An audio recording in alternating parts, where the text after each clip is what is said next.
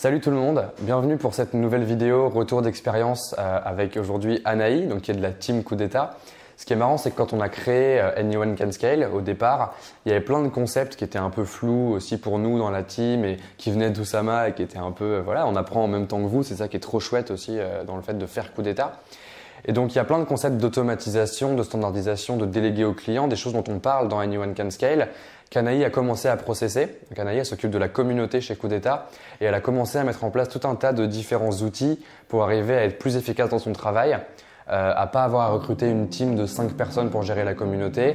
Aujourd'hui, elle gère la communauté Anyone Can Scale toute seule et elle n'est pas complètement sous l'eau parce qu'elle a mis en place plein de process automatisés. Aujourd'hui, dans cette vidéo, elle va vous présenter un peu tout ça. Donc, comment elle a appliqué les conseils Anyone Can Scale à son job, à sa partie de la boîte Coup d'État, à la partie de la communauté. Voilà, je pense qu'il y a beaucoup de valeur aussi dans cette nouvelle vidéo, donc j'espère que ça va vous plaire.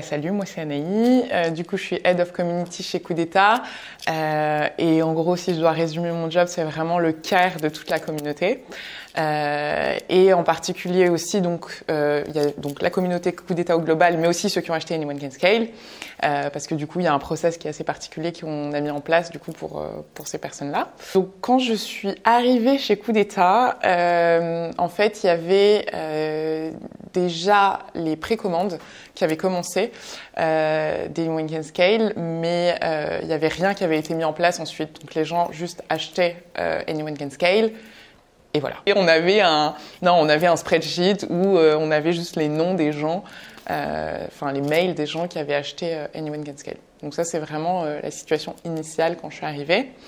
Et l'idée ça a été en fait finalement de construire un process automatisé et standardisé pour justement me permettre de me focus sur le care des gens et non pas sur remplir des cases dans des tableaux Excel. Au début, en gros, j'avais ça. J'avais donc tous les gens qui avaient acheté Anyone Can Scale avec leur mail. Et donc l'idée, c'était... Ben voilà, que tu rentrais à la main. Que je rentrais à la main, ouais. Parce que je les reprenais depuis le Slack ici. Quand je voyais qu'il y avait une vente, hop, tac, je vais aller voir qui c'était, je prends le mail, je le rentre à la main et je me retrouve ici. Donc j'avais l'email, nom de famille, machin, etc. L'idée, c'était, bon, la date d'achat, de faire, parce que c'était en précommande, donc Anyone Can Scale n'était pas sorti, de faire un premier call pour savoir bah, du coup comment ils avaient connu, etc. pour nous avoir du feedback derrière. Et ensuite l'envoi du Love Package. Ça, c'était vraiment tes deux étapes de l'onboarding des premiers clients Anyone Can Scale. Okay. Donc du coup, je les remplissais à la main. Hop, dès que j'avais fait le call, je mettais la petite croix, je mettais tous mes commentaires sur la discussion qu'on avait eue, etc. Et après, dès que j'avais renvoyé le Love Package. Ensuite, on a fait le Typeform pour le premier épisode gratuit. Et donc du coup, j'avais extrait depuis Typeform sur un Google Sheet, donc toutes les questions. Et ce que je faisais, donc, c'est que j'allais hop, chercher, je faisais un CTRL-C, hop, ici, CTRL-F, recherche, CTRL-V, voilà, il est là. Et donc là, je copiais ma ligne, ici, CTRL-C. Et j'allais à partir de là, hop, et je faisais un CTRL-V qui me remettait en fait parce que j'avais exactement les mêmes cases. Et donc du coup, c'était mon fichier client. Ouais, c'était ton espèce de CRM pour suivre un peu qui avait acheté Anyone Can Scale, etc. Ouais. Alors du coup, effectivement, donc quand je suis arrivée, il y avait ce tableau où j'avais donc les gens qui avaient acheté la formation. La première chose que j'ai faite, c'est que j'ai commencé à appeler tous les gens qui avaient acheté la formation pour savoir en fait qu'est-ce qu'ils attendaient d'Anyone Can Scale, qu'est-ce qu'ils attendaient de nous aussi à travers cette formation, comment ils avaient connu aussi pour savoir un petit peu quels étaient même pour nous les canaux d'acquisition possibles. Et donc ça a été la première étape. Donc pareil, à la base, je me suis mis à la mano, ok, une colonne avec des croix, ok, j'ai appelé telle personne, telle personne, telle personne. Et ensuite, ça a été la deuxième étape. On s'est dit, de toute façon, ce qu'on veut faire, c'est du care. Donc, qu'est-ce que c'est? C'est aussi leur envoyer un petit mot personnalisé à la main, parce que c'est quelque chose qui fait toujours plaisir, avec des petits stickers. Et ça montre que, justement, chaque personne est importante et c'est pas, une personne parmi tant d'autres, un numéro, etc. Donc, pareil, j'avais ma deuxième colonne sur mon même tableau Excel, avec mes petites croix que je remplissais au fur et à mesure que j'envoyais. Et en fait, ce que j'ai essayé de comprendre, c'est finalement, ok, la formation, elle va vous servir à quoi exactement? Parce que au final, on a vendu une formation, alors évidemment pour standardiser, automatiser, enfin vraiment scaler les boîtes, mais quelles étaient les problématiques individuelles? Parce que finalement, on voit que tout se recoupe, que les problématiques de chaque personne, c'est pas des problématiques uniques, mais c'est des problématiques qu'on peut justement mettre dans un moule, entre guillemets. Donc, ça a été de dire, ok, comment à partir de là, moi, je vais pouvoir créer un process de care finalement pour les onboarder dans Anyone Can Scale et pour leur dire ok déjà vous me connaissez pas donc coucou c'est moi, je t'envoie un petit mot, on se fait un call, tu m'expliques un peu tes problématiques, je comprends qui tu es, etc. mais sans le faire à la mano parce qu'au début ça me prenait énormément de temps en fait d'aller chercher les différentes infos qui étaient en fait dans plein de fichiers différents. Donc finalement l'idée ça a été de tout regrouper et d'essayer de faire quelque chose le plus standardisé, automatisé possible. Au début, c'était l'idée de dire, moi, je veux que ces gens qui ont acheté la formation soient hyper contents de l'équipe Coup d'État, du fait qu'on soit là pour les soutenir. S'ils ont besoin de parler, on est là. C'est ce que je leur disais à tous. N'hésite pas si t'as une question ou quoi, tu peux m'appeler. Enfin, ils avaient tous mon numéro. D'ailleurs, certains s'étonnaient que je les appelais pas en privé. Non, je les appelais avec mon téléphone. Donc, tout le monde a mon numéro de téléphone. Pareil, les mails, etc. Parce que l'idée, c'était vraiment ça. C'était de dire, au début, c'est qu'ils aient la meilleure expérience possible.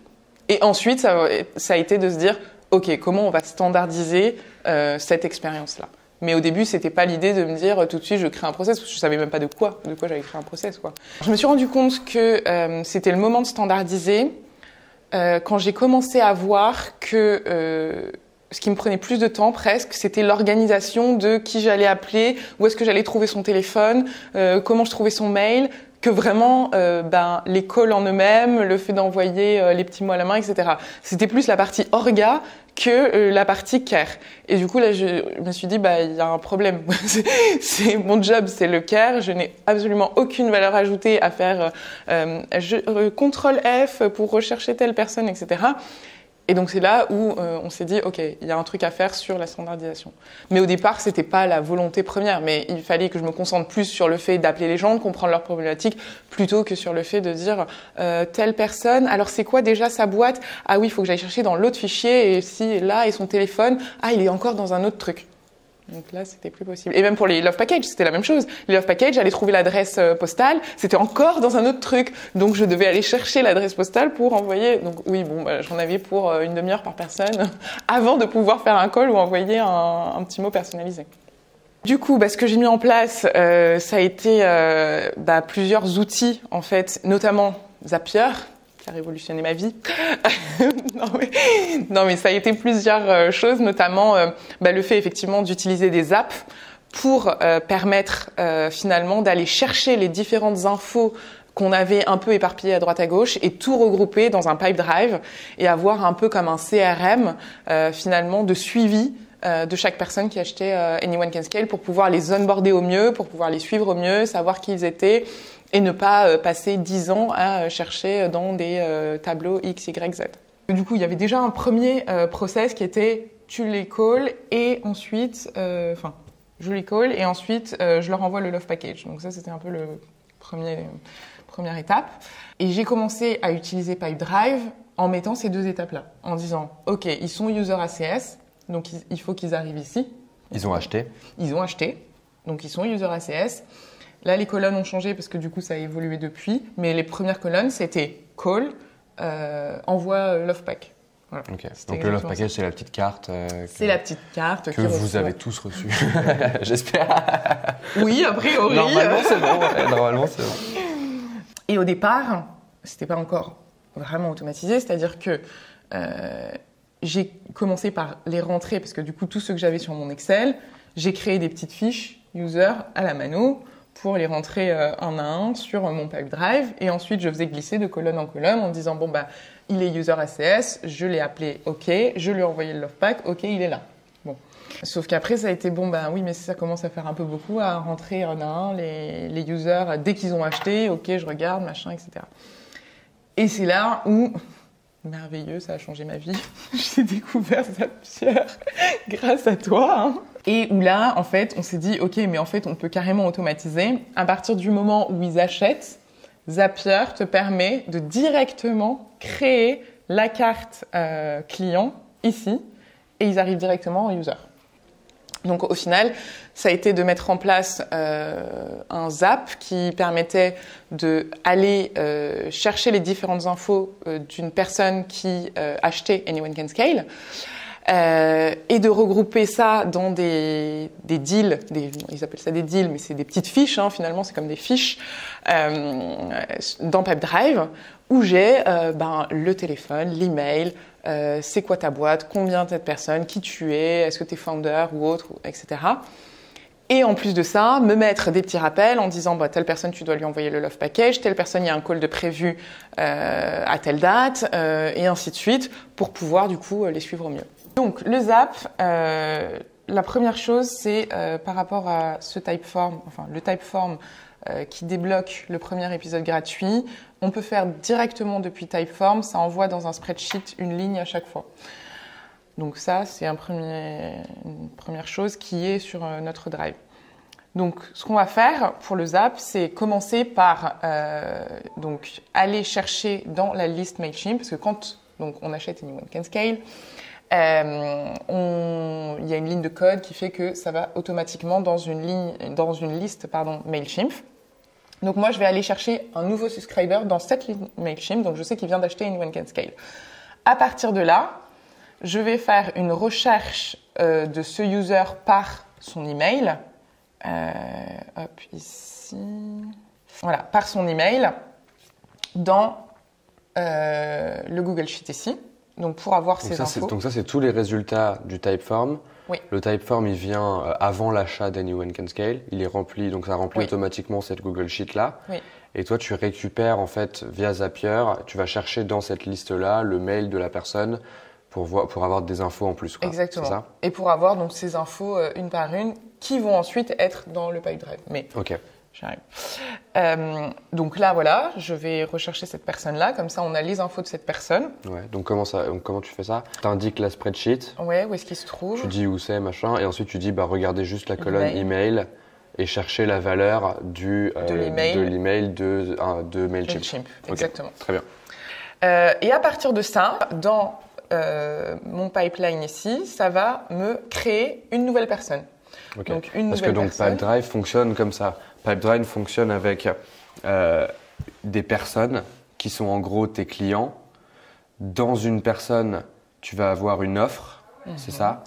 Donc en gros, tu vas avoir un client et peut-être que tu auras plusieurs offres parce que à la base c'est un CRM, donc tu veux lui vendre peut-être plusieurs trucs différents.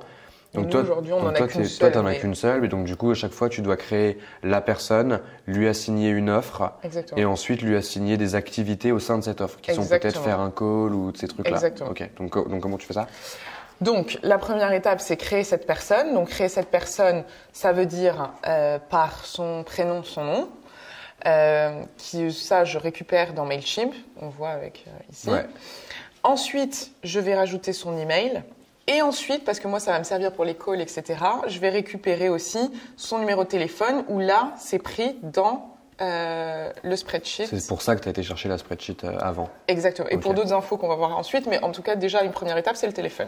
Okay. Ensuite, donc à partir de là, c'est donc trouver cette personne pour ensuite créer donc ce deal dont on disait, enfin l'offre ici. Donc là, ça me dit, ok, donc j'ai trouvé cette personne par son nom, donc on retrouve la personne qui était là. Je nomme le deal prénom, nom, pardon, et je rajoute ACS derrière, comme ça je sais. À quel stage je vais le faire rentrer, à quel moment en fait.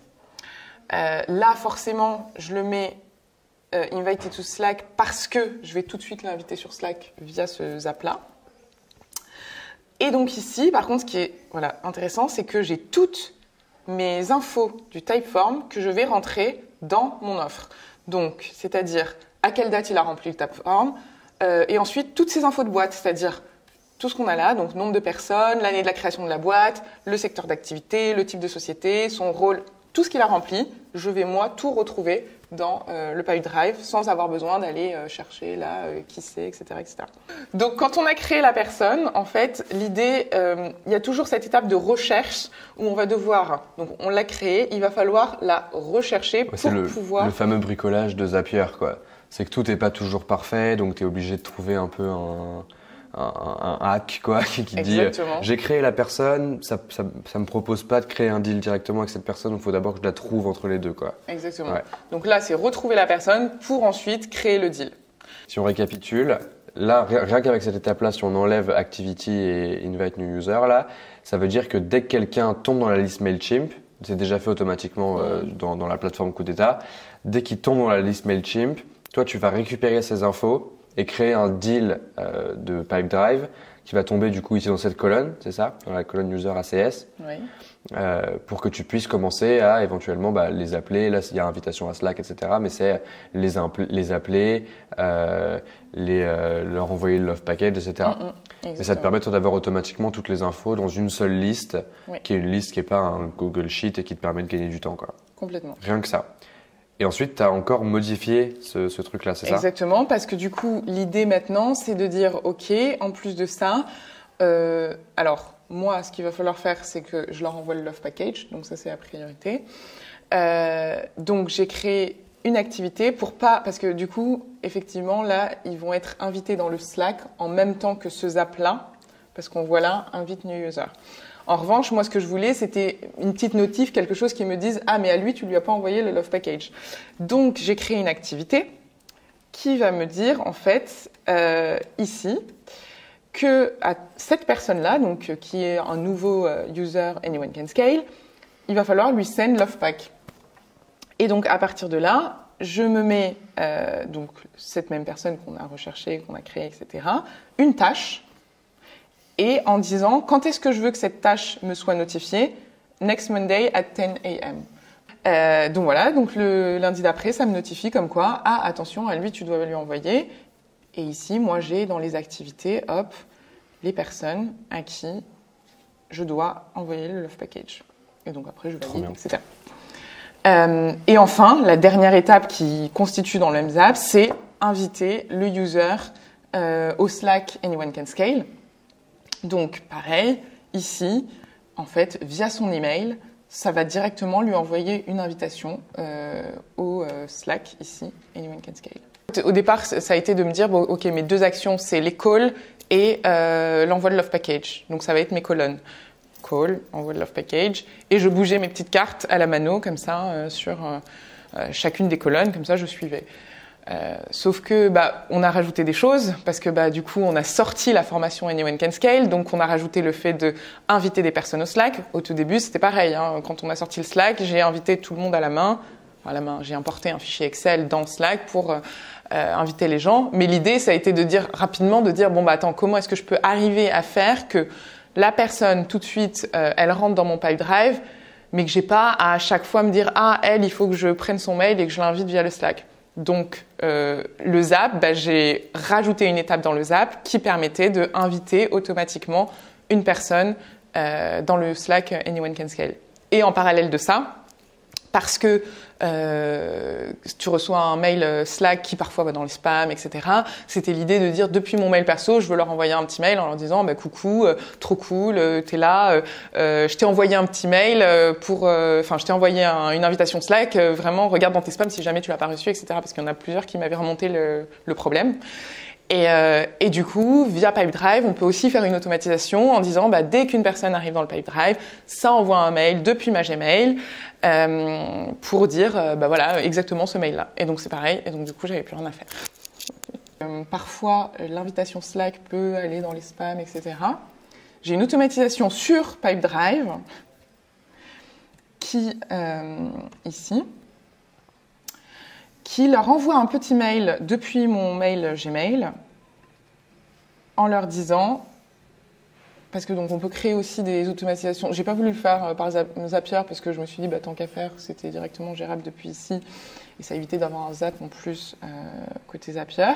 Mais là, donc l'élément déclencheur, c'est quand une offre entre dans le Pipedrive avec invitation au Slack. Ça envoie un petit mail depuis mon mail propriétaire en disant hello machin, je viens de t'envoyer une invitation pour le Slack, n'hésite pas à bien vérifier dans tes spams et tout ça. Ok. Voilà. Donc ça, c'est en plus. Si on récapitule, tu vois, le gros avantage en fait, c'est qu'ici, toi, tu as directement, à partir de ce Scriber, Mailchimp, tous les gens qui tombent automatiquement via Zapier dans ton Pipedrive. Oui. Depuis Pipedrive, tu peux aussi créer des nouvelles automatisations en fonction de ton process et tout ça. Et donc, tu as un process qui est automatisé. Oui. Tu as gagné du temps. Ah oui, complètement. J'ai gagné beaucoup de temps. Et du coup, ça te permet aussi, toi, de prendre ce process-là qui est clair et de venir y apporter des modifications, de l'améliorer un peu comme tu veux, en modifiant à chaque étape, parce que tout est gravé dans la tech, quoi. Finalement. Exactement. Combien de temps ça m'a fait gagner je saurais pas dire exactement combien de temps, mais en tout cas, vraiment, peut-être, vraiment, sans rire, peut-être au moins 2 jours par semaine, ce qui est quand même énorme, parce que je passais beaucoup de temps sur aller chercher les infos à droite à gauche, et honnêtement, même mon ordi, il y avait 10 000 fichiers ouverts, c'était un peu un bordel pas possible. Là, tout est regroupé au même endroit et tout est automatisé et j'ai même plus de mails one-to-one à envoyer. Donc, je dirais franchement, oui, à minima 2 jours par semaine. Si je devais retenir une leçon de tout ça, je dirais que avant même de mettre en place des process, il faut essayer de comprendre quel process tu vas mettre en place. Parce que c'est ça le truc, c'est que souvent on a dans sa tête une idée, mais qui ne va pas être la réalité. On peut se dire ah oui, moi je veux que ce soit comme ça, comme ça, comme ça, et puis en fait tu te rends compte que pas du tout, parce que les gens vont te dire ah mais le problème c'est ça ou le problème c'est ça. Donc bon, première chose déjà, c'est ce que j'ai fait au tout début, faire les calls, parler aux users, etc.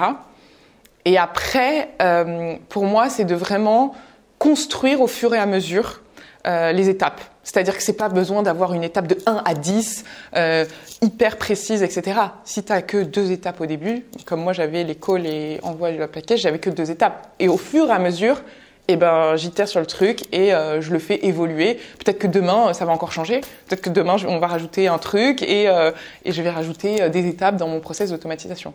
Mais c'est ne pas avoir un truc figé dans le marbre, parce que ça, c'est souvent un peu le truc. C'est figé dans le marbre, j'ai fait ça m'a pris 10 heures, donc je ne vais plus le toucher. Non, ça va tout le temps bouger. Alors, moi, je pense que ce qui est hyper important, alors c'est pas parce que je suis Head of Community, mais je pense que la communauté est vraiment ultra importante aujourd'hui, qu'on apprend aussi beaucoup par ce qu'on fait les autres. Et donc, j'invite vraiment, si vous avez des expériences à partager ou justement des process que vous avez mis en place pour partager avec les autres et du coup en apprendre les uns par rapport aux autres, à venir le faire.